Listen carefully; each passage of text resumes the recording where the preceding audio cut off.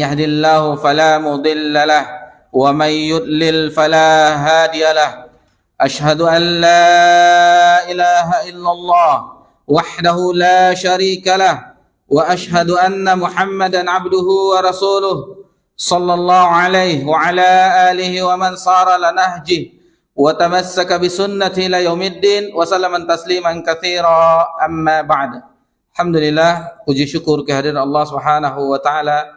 Di malam yang berbahagia ini kita sudah berada hampir sepertiga dari bulan Sya'ban, yakni tanggal 10 Sya'ban tahun 1445 Hijriah, bertepatan tanggal 19 Februari 2024 Masehi.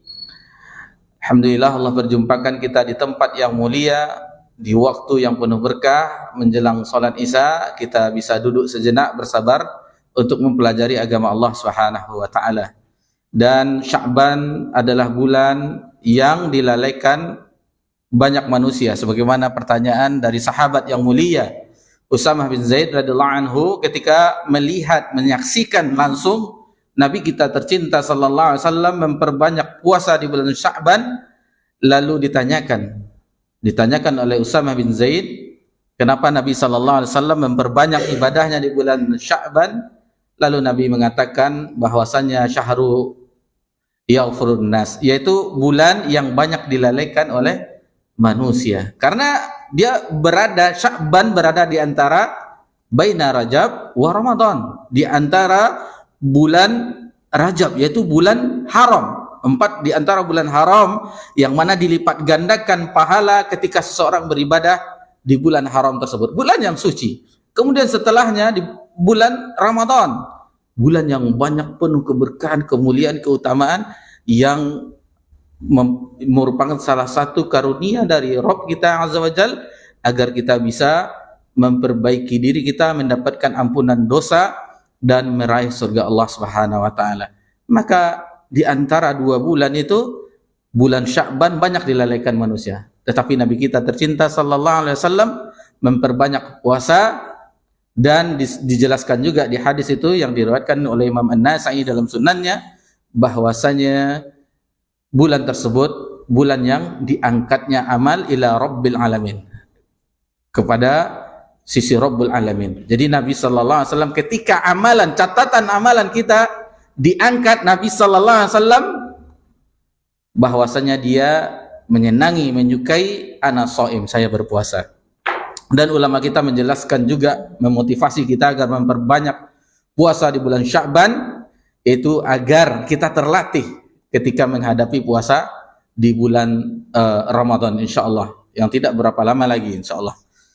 Jadi itu diantaranya. Dan ini adalah, kalau ibarat salat, ini adalah qobliyahnya.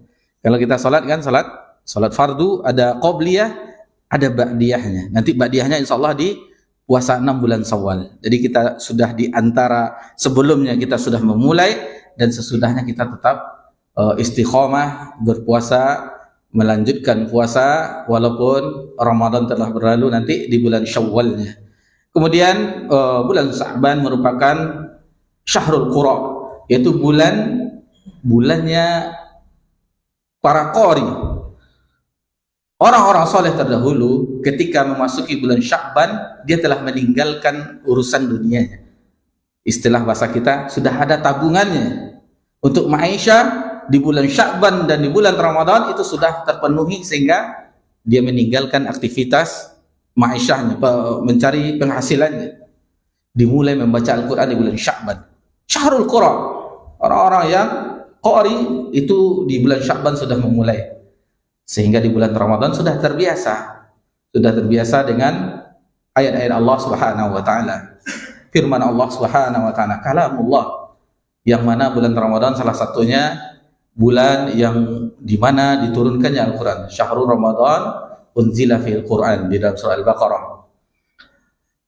Masyaallah muslimin rahimakumullah. Kemudian kita ingatkan juga bagi kita semuanya yang mungkin mempunyai pasangan, istri, kakak perempuan, orang tua, anak perempuan yang sudah balik dan yang sudah haid, tentunya agar diingatkan, ditanyakan, apakah sudah mengqadha puasa yang di Ramadan tahun 1444 Hijriah?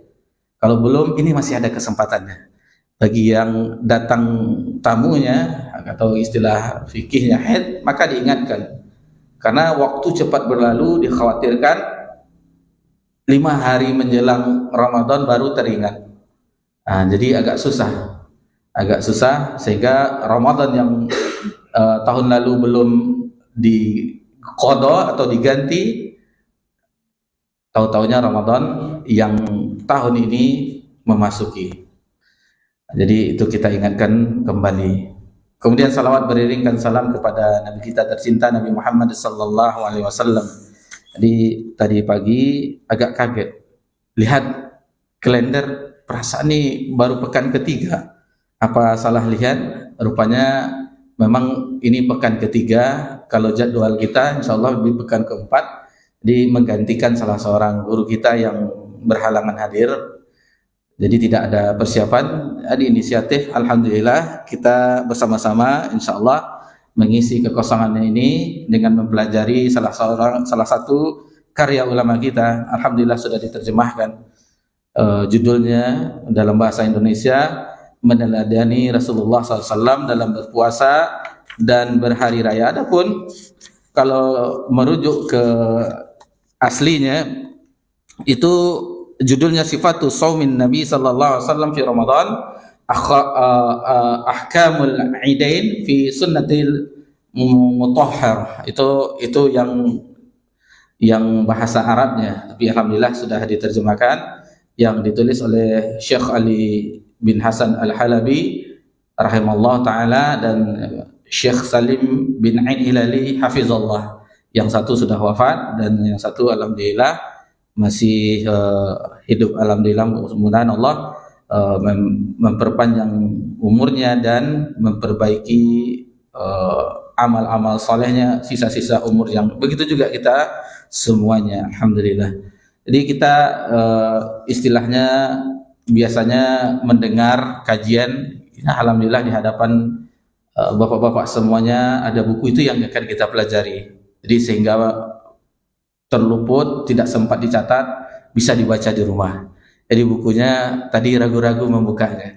Ini dibayar atau gimana? Itu alhamdulillah hadiah. Alhamdulillah hadiah. Jadi nanti misalnya kita tidak selesai, kita insya Allah sambung di pekan yang akan datang. Karena jadwal kita di pekan keempat Seninnya. Insya Allah Senin depan kita lanjutkan sambungannya seberapa kita sanggup. Adapun yang sisanya ini PR, harus dibaca di rumah. Ganti-gantian sama orang rumah kan, tolong bacakan, dia abang yang dengar gitu. Baik, masyaallah muslimin rahimakumullah. Jadi kita ambil di poin pertama di halaman 7, yaitu keutamaan berpuasa. Adapun yang kita angkat itu keutamaan berpuasa di bulan Ramadan.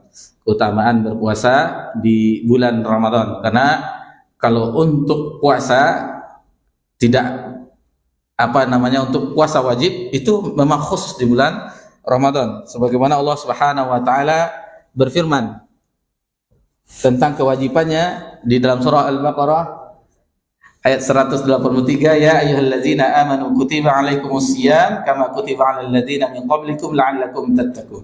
Jadi di situ yang dipanggil oleh Allah Subhanahu wa taala orang-orang yang beriman. Jadi kalau ada KTP-nya Islam tetapi dia tidak berpuasa, tidak ada salahnya.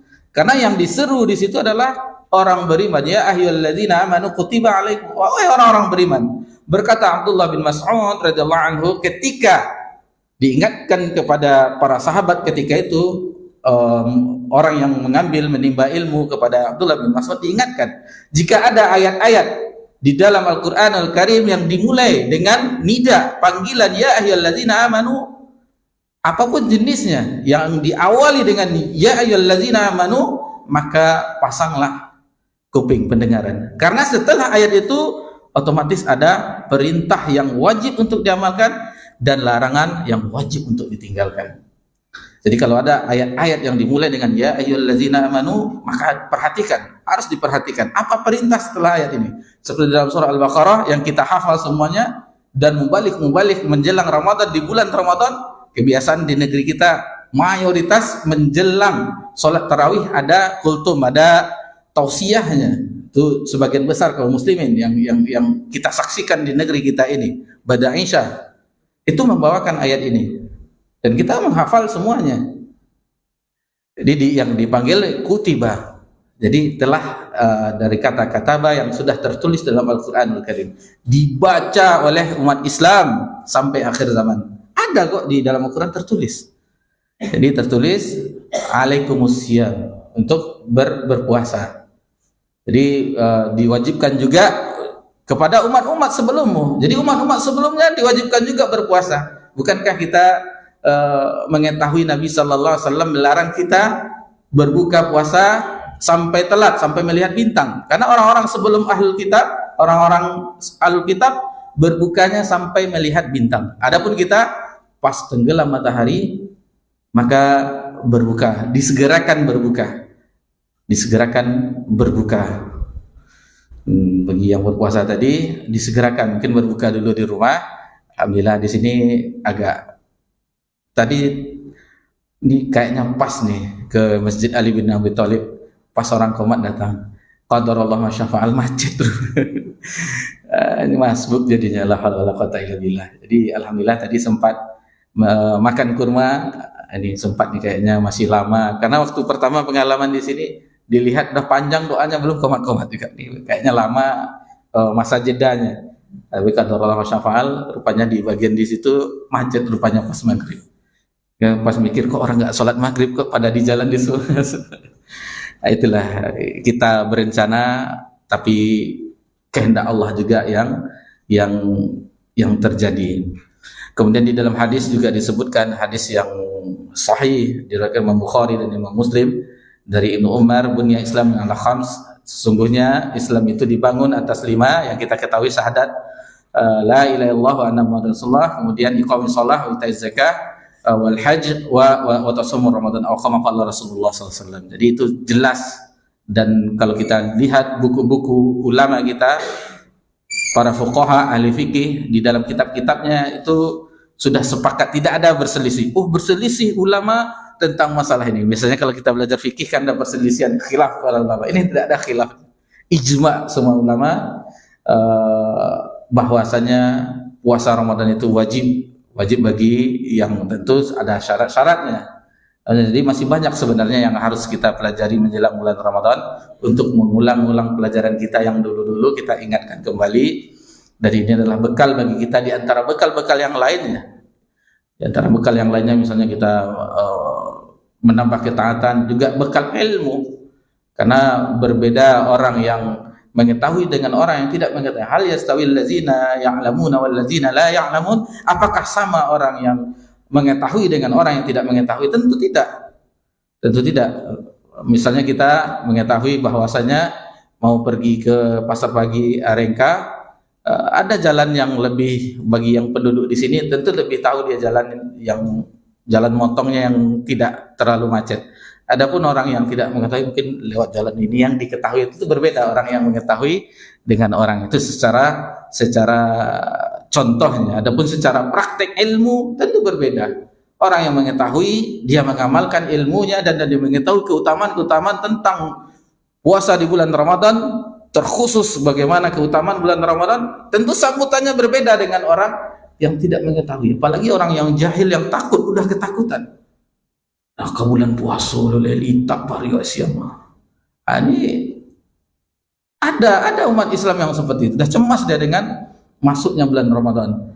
Terus ada yang biasa-biasa saja menyambutnya. Adapun orang yang beriman kepada Allah Subhanahu wa taala, yang mengetahui bagaimana keistimewaan bulan ini, maka jauh-jauh hari sudah merindukannya. Orang-orang saleh terdahulu 6 bulan menjelang bulan Ramadan berdoa kepada Allah Subhanahu wa taala untuk bisa disampaikan umurnya, diberi taufik oleh Allah Subhanahu wa taala beribadah di bulan Ramadan. 6 bulan setelah bulan Ramadan berdoa kepada Allah Subhanahu wa taala agar diterima ibadahnya.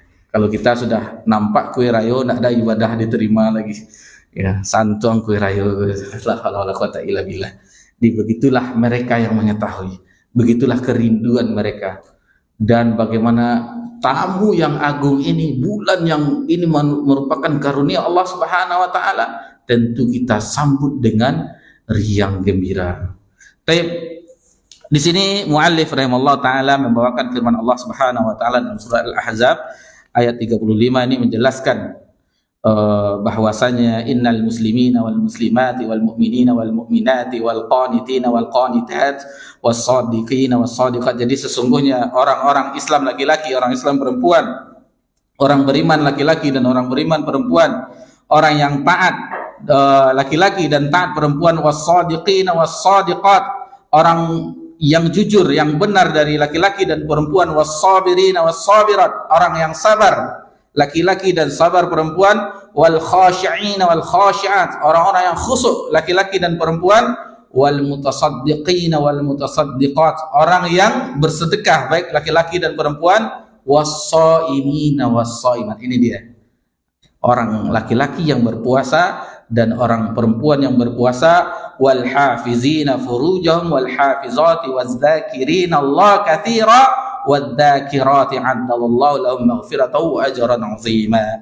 Di orang laki-laki yang menjaga kemaluannya, begitu juga yang perempuan, dan banyak mengingat Allah, banyak mengingat Allah, dan begitu juga bahwasanya sesungguhnya Allah Subhanahu pada akhirnya menyediakan ampunan dan pahala wa ajran 'azima.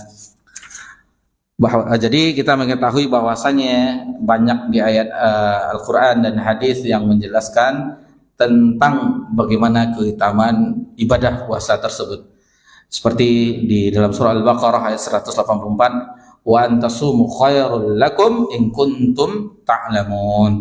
Dan puasa itu lebih baik bagimu jika kamu mengetahui, kan harus mengetahui gitu.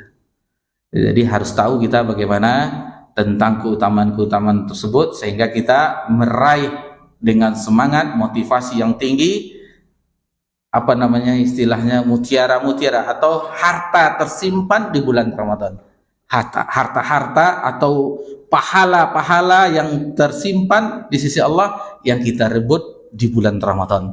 Mau atau tidak itu tergantung kita. Tergantung kita apakah kita ingin menjadi orang yang berlomba di bulan Ramadan atau hanya sekedar pemain cadangan. Terserah kita. Karena ada sebagian yang tidak ikut serta, orang dengan kadang ada pula CME kalau kami di pasar itu, biasalah orang pasar kan. Rajin lah gini kok, bentuk-bentuk kamati bisu aja. Padahal dia ingin semangat tapi diejek sama orang. Nah begitulah, dalam ketaatan kita ada cobaannya juga, dan adapun cobaan dalam kejahatan yaitu otomatis kita tergoda dengan bujuk rayu setan, waliyadzubillah. Keutamaan yang pertama di halaman 9, puasa adalah perisai. Puasa adalah perisai, yaitu pengekang hawa nafsu. Nabi SAW pernah memberi wasiat kepada para pemuda. Antum pemuda, ini cocok nih hadis nih.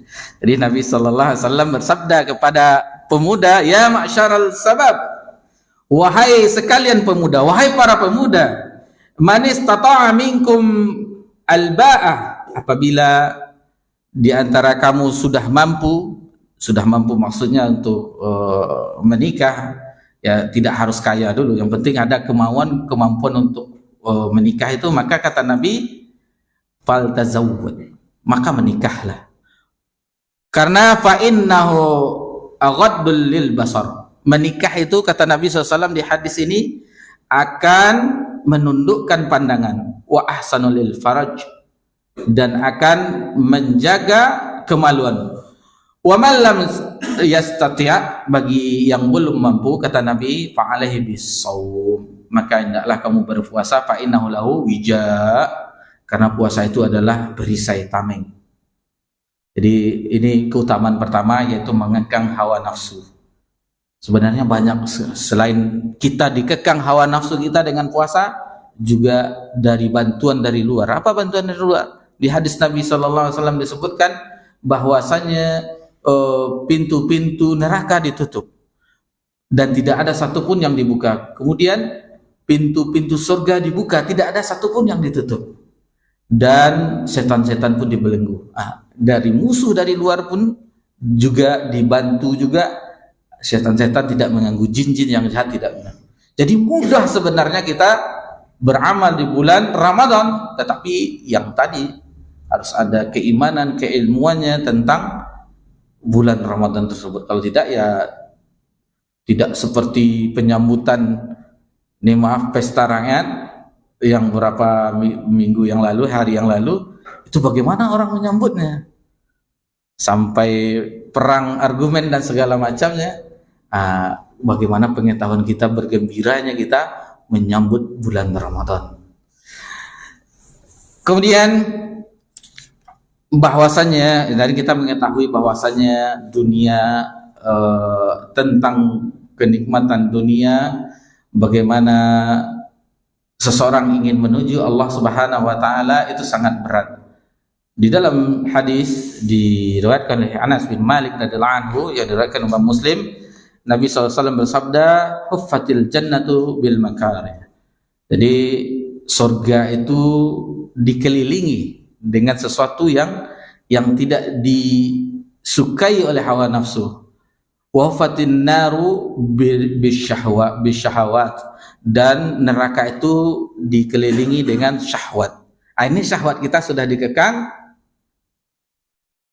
agar mudah untuk melakukan hal yang dibenci oleh nafsu syahwatnya. Tidak ada yang, kalau kita berkata terhadap diri kita, bertanya siapa yang mau haus, siapa yang mau lapar, siapa yang mau bagi yang berkeluarga tidak mendatangi istrinya.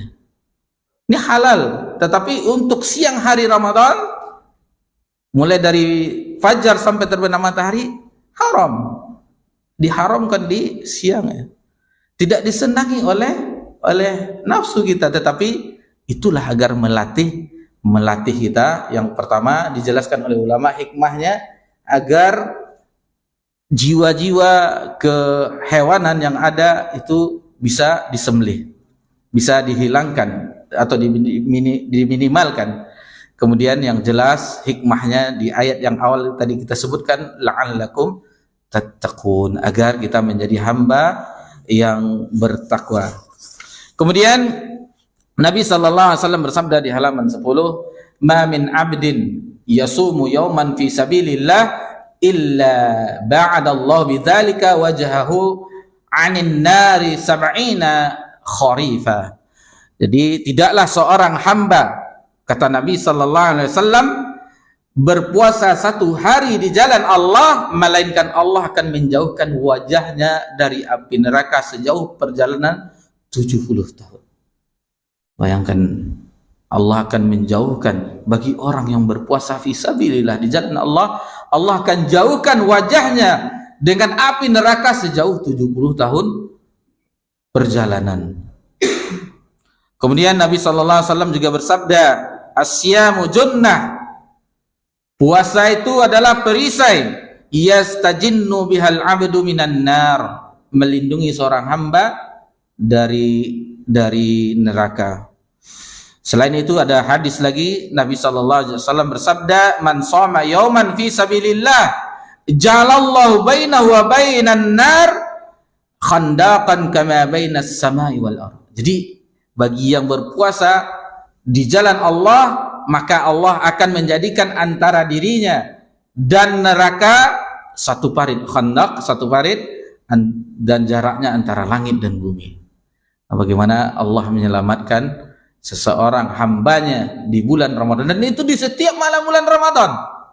Jadi ini membantah ada riwayat yang dijelaskan, dan ini sering masyhur, bahwasanya 10 pertama itu adalah malam rahmat, kemudian ampunan, kemudian dan ini itu yang kita ketahui dahulu sampai kita lupa tahu bagaimana. Tetapi itu riwayatnya dilemahkan oleh ulama ahli hadis. Adapun yang sahih, setiap malam Allah membebaskan hambanya dari neraka. Pertanyaannya, apakah ada muncul di dalam diri kita bahwasanya hamba yang dibebaskan dari neraka di setiap bulan Ramadan itu ada nama kita? Itu yang harus kita pertanyakan, yang harus hadir di dalam diri kita. Jangan Ramadan berlalu tetapi kita tidak mendapat ampunan Allah Subhanahu wa taala. Yang merugi raghima'an, kata Nabi SAW di hadis yang lain. Orang yang merugi salah satunya yang berjumpa dengan Ramadan setelah Ramadan berlalu tidak mendapatkan ampunan oleh Allah Subhanahu wa taala. Kemudian di sini dijelaskan yang keutamaan berikutnya bagi yang berpuasa. Puasa dapat memasukkan pelakunya ke surga. Tadi sebagai perisai, tameng, kemudian istilahnya ada jaraknya dengan dibebaskan dari api neraka. Kemudian di sini dijelaskan bahwa pelakunya dimasukkan Allah Subhanahu wa taala ke dalam surga. Dari hadis dari Abu Umamah radhiyallahu anhu ketika ia bertanya, wahai Rasulullah, tunjukkan kepadaku amalan ibadah yang bisa memasukkan ke dalam surga. Lalu dijawab oleh Nabi sallallahu alaihi wasallam, alaika bis-shaum, hendaklah engkau berpuasa, fa innahu la mithla lah. Sesungguhnya puasa itu tidak ada tandingan. Jadi puasa itu tidak ada tandingan. Nanti akan kita ketahui di hadis-hadis berikutnya. Nanti akan kita sebutkan di keutamaan berikutnya, seperti yang keutamaan C, D, dan E itu disatukan walaupun dipisahkan, tetapi hadisnya itu nanti dibawakan setelahnya. Yang pertama, yang C, orang yang berpuasa akan diberi pahala tanpa perhitungan. Yang kedua, orang berpuasa mendapat 2 kegembiraan. Lalu yang E, bau mulut orang yang berpuasa lebih harum di sisi Allah daripada minyak kasturi. Jadi ini ada dalam hadis Abu Hurairah berikut ini, bahwasanya dia menuturkan Rasulullah SAW bersabda, Allah Ta'ala berfirman. Jadi hadis ini hadis qudsi yang mana terkadang ada lafaz, aku meriwayatkan, kata Nabi SAW, dari Rabbku Azza wa Jal. Jadi ada lafaz-lafaz bahwasanya itu adalah firman Allah Subhanahu wa Ta'ala. Hadis qudsi berbeda dengan Al-Quran Al-Karim, banyak perbedaannya, dan kita ketahui diantaranya bahwasanya hadis qudsi itu tidak dibaca di dalam salat kita. Adapun ayat Al-Qur'an itu dibaca. Al-Qur'an apabila dibaca itu mendapatkan pahala. Satu hurufnya mendapat 10 pahala. Dalam sebuah hadis Nabi mengatakan bahwasanya bukan aku mengatakan lam akul alif lam min harfun. Bukan aku mengatakan alif lam min itu satu huruf, walakin alifun harfun, lamun harfun, wa mimun harfun. Jadi alif itu satu huruf, lam itu satu huruf, mim itu satu huruf. Jadi baca alif lam mim itu dapat 30 kebaikan. Itu kalau baca Al-Quran. Adapun hadis qudsi tidak mendapatkan ganjaran seperti itu. Al-Quran mutlak kesahihannya. Jadi tidak ada penelitian lagi. Adapun hadis qudsi yang firman Allah Subhanahu wa taala itu juga ada berlaku hukum-hukum hadis. Ada terkadang dhaifnya, ada sahihnya menurut ilmu hadis. Taib. Kullu amal ibni Adam lahu illa siyam. Setiap amalan perbuatan anak cucu Adam itu untuknya. Illa siyam, kata Nabi SAW, kecuali puasa. Fa innahu li wa ana ajzi bih. Sesungguhnya puasa itu untukku dan akulah yang membalasnya. Tidak disebutkan apa balasannya, tetapi itu untukku. Karena kalau yang lain masih nampak, kita melangkahkan kaki ke masjid masih nampak, kita bersedekah masih bisa nampak. Karena kenapa? Karena ada dilihat orang lain. Kecuali kita berinfaknya sekarang, kalau sudah ada donasi yang pakai rekening, itu terkadang mengetahui juga yang adminnya. Tapi kalau puasa, ini rahasianya. Kenapa balasannya untuk Allah Subhanahu wa taala? Karena tidak ada yang mengetahui kita puasa atau tidak. Bisa jadi kita dari rumah sudah puasa, sahur bersama keluarga, lalu di pasar nampak yang kelambu itu masuk ke dalam, tidak tahu orang kan. Nanti pas asar lemas-lemas kita di rumah, akan nggak ada yang tahu. Itu dia makanya spesial. Karena dia sendiri dengan Allah yang mengetahui bahwa dia berpuasa atau tidaknya. Lalu disebutkan selanjutnya, wasiyamud junnah, puasa itu perisai. Wa idza kana yaumu shaumin ahadikum fala yarfuth wala yaskhab. Jadi barang siapa yang berpuasa Jangan dia mengucapkan perkataan keji. Jangan dia membuat kegaduhan. Fa in sabahu ahadun aw qatalahu falyaqul. Jadi apabila ada orang yang mencaci atau berbuat kepadamu sesuatu yang tidak kamu sukai, maka katakan inni mru'un shaim. Sesungguhnya aku sedang berpuasa. Jadi katakan, boleh kita misalnya emosi sedang lagi berpuasa. Maaf, ambo sedang puasa. Anak lagi puasa. Jadi kita tidak mau melakukan kegaduhan. Wallazi nafsu Muhammadin biyadihi la khulufu fa mis-shaim atyabu indallah min rihil misk. Demi Muhammad yang jiwanya berada di genggamannya, sesungguhnya aroma bau mulut orang berpuasa itu atyabu indallah minar rihil misk. Itu lebih wangi di sisi Allah orang yang berpuasa dari aroma kasturi. Ini gaib. Ini Allah yang mengetahui. Ini maaf kalau kita dulu waktu zaman sekolah dulu ada iseng juga. Kadang dekat teman dihembuskan, pingsan kawan bikinnya. Ini di sisi Allah Subhanahu wa taala. Jangan ini kalau kita ingat masa dulu kan biasalah zaman-zaman sekolah. Jadi itu di sisi Allah, menurut penilaian Allah. Adapun sama kita, ya itu makanya kalau kita belajar fikihnya boleh bersiwak di siang hari. Lisyami farhatan, bagi orang yang berpuasa mendapatkan dua kegembiraan. Yafrahuma idza aftara farih, ketika dia berbuka dia bergembira. Wa idza laqiya rabbahu fariha bisawmi, dan ketika berjumpa dengan Rabbnya dia pun berbahagia. Jadi dua kebahagiaan bagi orang yang berpuasa ketika dia berbuka. Kita berbuka kan terdengar azan, senang, ambil kurma 3 biji lalu minum air pergi ke masjid. Itu kalau mau yang santainya. Tapi kalau yang apa yang adoleh stadion sadalah habis semalah sehingga gak mampu melangkahkan kaki untuk ke masjid. Allahu la quwata illa billah. Baik, di hadis yang lain kita lompatkan saja atau kita azan dulu kita lanjutkan atau bagaimana? Azan dulu lah kita. Insyaallah nanti kita lanjutkan setelah azan.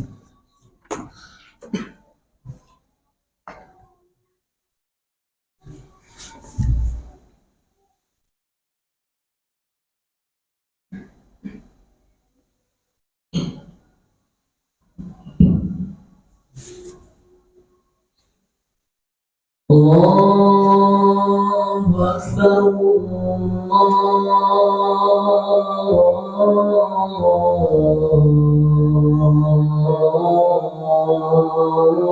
Akbar, Allahu Akbar,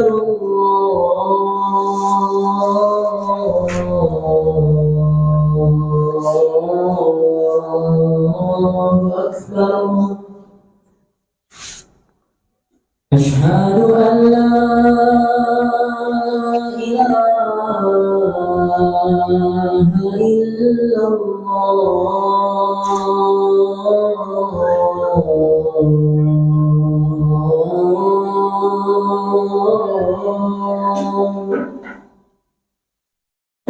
Asyhadu an la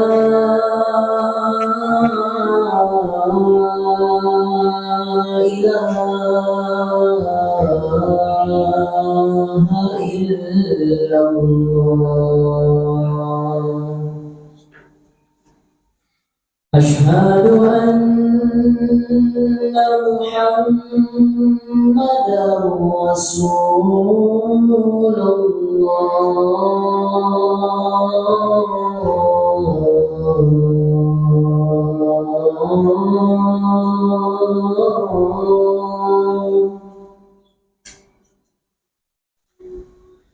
Asyhadu anna Muhammadar Rasulullah.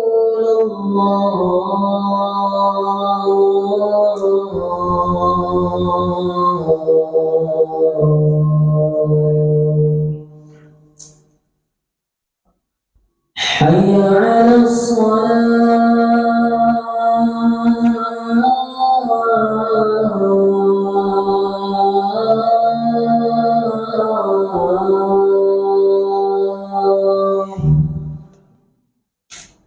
حي على الصلاة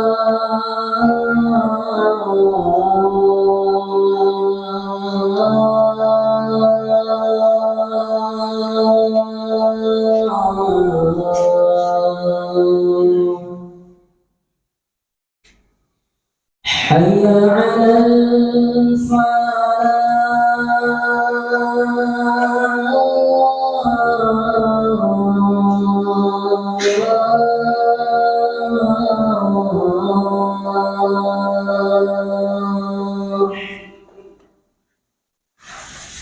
حي على الفلاح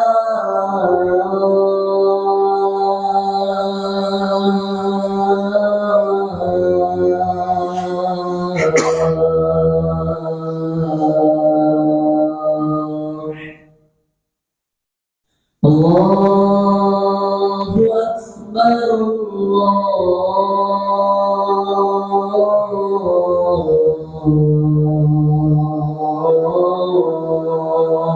الله أكبر لا إله إلا الله.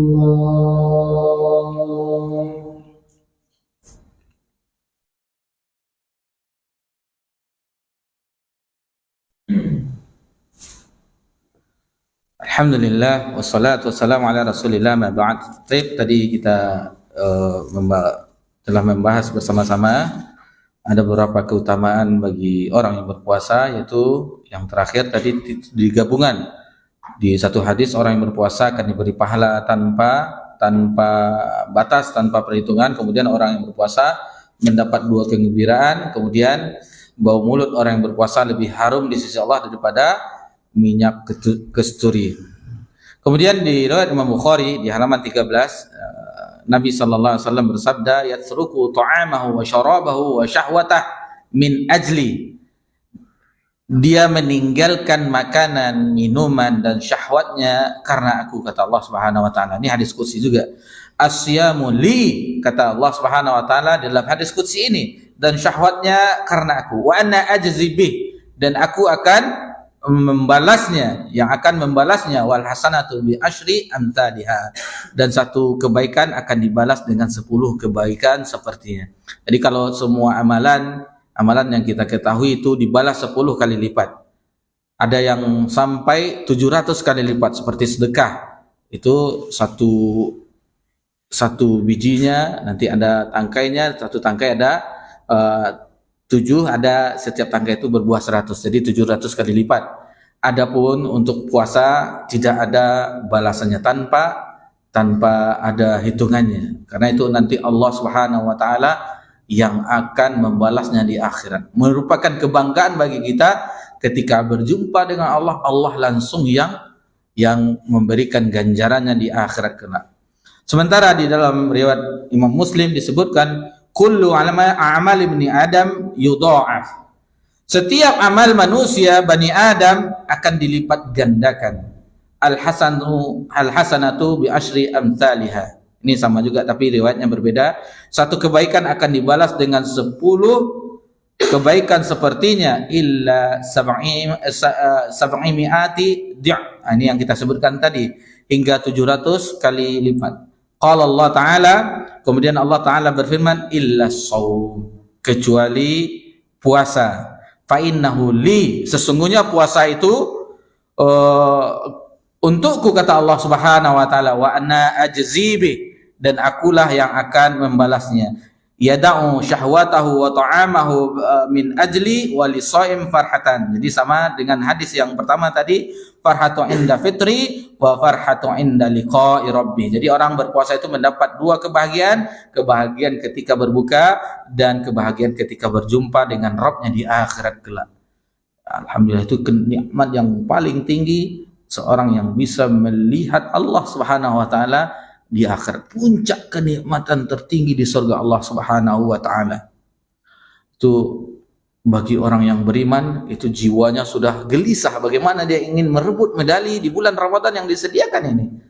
Maka dia tidak memikirkan lagi, istilahnya bukan kita tidak harus mencari nafkah kepada orang tua seperti orang maksudnya kepada keluarga, tetapi bagaimana porsi yang dahulu kita habiskan banyak untuk perihal dunia, bagaimana di bulan Ramadan ini berbeda, spesial, karena ini bulan yang istimewa, bulan yang agung, yang memiliki keutamaan yang sangat banyak.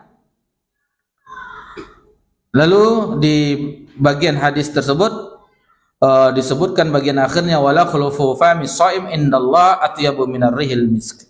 Sama dengan riwayat yang pertama tadi, bahwasanya aroma bau mulut orang yang berpuasa lebih wangi di sisi Allah Subhanahu wa taala daripada aroma kasturi. Kemudian yang bagian yang F di halaman 14, puasa dan Al-Quran akan memberikan syafaat bagi orang yang menjalankannya. Dan kita mengetahui bahwa selain berpuasa, juga di bulan itu diturunkan Al-Quranul Karim. Semua kemuliaan di dalam Al-Quranul Karim itu tergabung semuanya. Yang pertama, bahwasanya Al-Quran itu dari sisi yang maha mulia, yaitu kalamullah, firman Allah Subhanahu wa taala yang maha agung, yang maha mulia, diturunkan melalui malaikat yang paling mulia, malaikat Jibril, malaikat yang paling mulia, penghulunya para malaikat. Kemudian kepada nabi dan rasul yang paling mulia, itu Nabi Muhammad sallallahu alaihi wasallam, di malam yang mulia, malam Lailatul Qadar, di bulan yang mulia, yaitu di bulan Ramadan. Jadi kesimpulannya yang kita ambil dari kemuliaan tadi, kalau ingin kita mendapatkan kemuliaan, maka dengan Al-Quranul Karim. Bukankah orang yang maju satu langkah adalah orang yang kita katakan aqra Al-Quran, diangkat derajatnya imam, karena kelebihannya dengan ayat-ayat Allah Subhanahu wa taala. Pertama hafalannya, kemudian bacaannya yang sesuai dengan tajwid, maka dia didahulukan. Allah angkat derajatnya dengan kitabullah. Adapun di sini Rasulullah sallallahu alaihi wasallam bersabda, "As-siyamu wal Qur'anu yashfa'an." Jadi puasa dan Al-Qur'an itu adalah kedua-duanya menjadi syafaat di abdi yaumal qiyamah, bagi seorang hamba di hari kiamat. Ay rabbi man'atuhu ta'am wa syahwah. Jadi puasa itu dikatakan kepada orang puasa, bahwasanya puasa nanti membela kita menjadi syafaat. Ya Rabb, sesungguhnya aku telah menahan dia makan dan syahwatnya. Fasyafi'ni fih. Jadi dimintakan syafaat nanti di akhirat oleh puasa. Wa yaqul Quran, dan Al-Quran juga berkata nanti di akhirat menjadi syafaat, karena mana'tuhun naum bil lail, telah menahan tidurnya di malam hari. Jadi keistimewaan orang yang hafalannya banyak, dia akan mengulang murojaah hafalannya di salat malam. Di salat malam. Ketika manusia terlelap di dalam tidurnya, hanyut dalam mimpinya, dia bangun malam ingin mengulang bacaannya. Yang pertama, yang kedua, dia hanyut dengan bacaannya. Nikmat membaca Al-Quranul Karim ketika di malam hari, apalagi itu dibawakan di salat malam. Jadi dimintakan nanti oleh Al-Quran agar diberikan syafaat, maka keduanya diperkenankan memberikan syafaat. Karena syafaat itu minimal harus ada dua syaratnya. Pertama, yang mendapatkan syafaat itu harus dengan izin dan keridhaan Allah Subhanahu wa taala. La yashfa'u indahu illa biizni.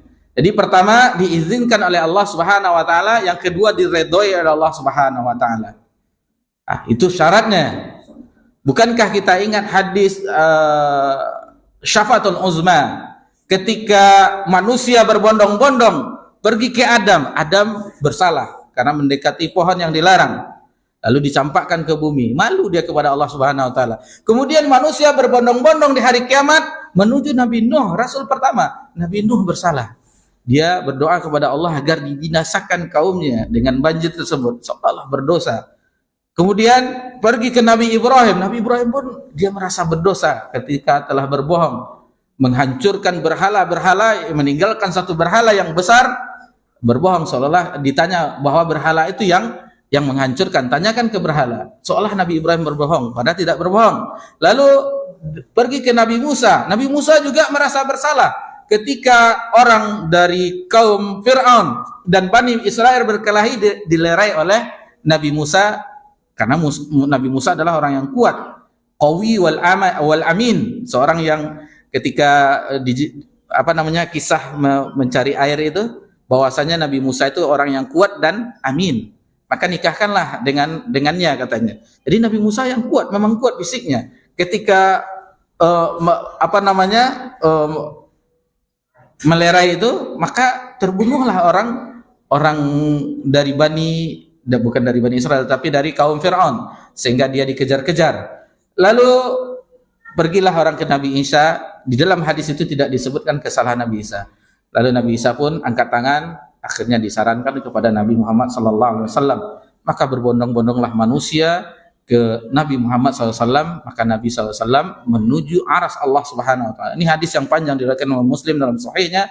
Maka Nabi sujud, dan Nabi diilhamkan ketika itu pujian yang belum pernah diucapkannya ketika dunia, tapi diilhamkan yang sangat lama sesuai yang Allah kehendaki. Maka ketika itu barulah Allah berfirman, ya Muhammad, wahai Muhammad, irfa' ra'sak, angkatlah kepalamu. Apabila kamu meminta akan diberi, dan apabila engkau meminta syafaat maka akan diberikan syafaat. Harus izin Allah Subhanahu Wa Taala dahulu.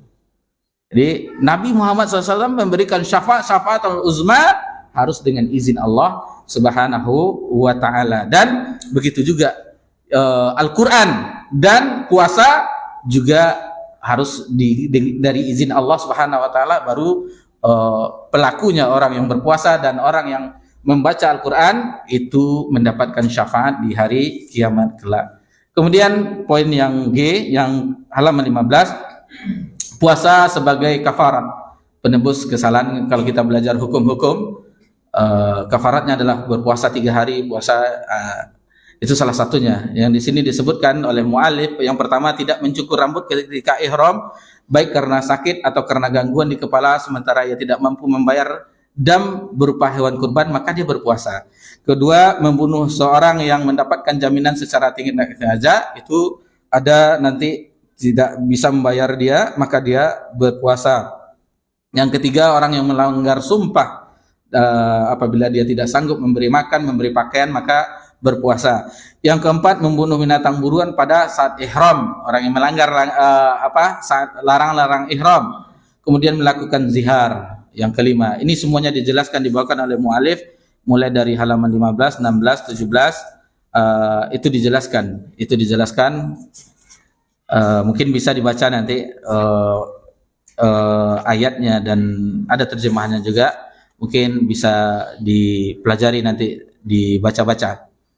Kemudian yang H, yang terakhir ini, karena kita waktunya terlalu singkat, berarti hanya 19 halaman yang bisa kita pelajari di kesempatan ini. Ar-Rayyan salah satu nama pintu surga, disediakan bagi orang yang berpuasa. Hadis ini dari Sahal bin Sa'ad radhiyallahu anhu dari Nabi sallallahu alaihi wasallam, beliau bersabda di halaman 19, inna fil jannati baban yuqallah ar-Rayyan. Sesungguhnya di dalam surga itu terdapat sebuah pintu yang dinamakan ar-Rayyan. Yadkhulu minhu shaimun yaumal qiyamah.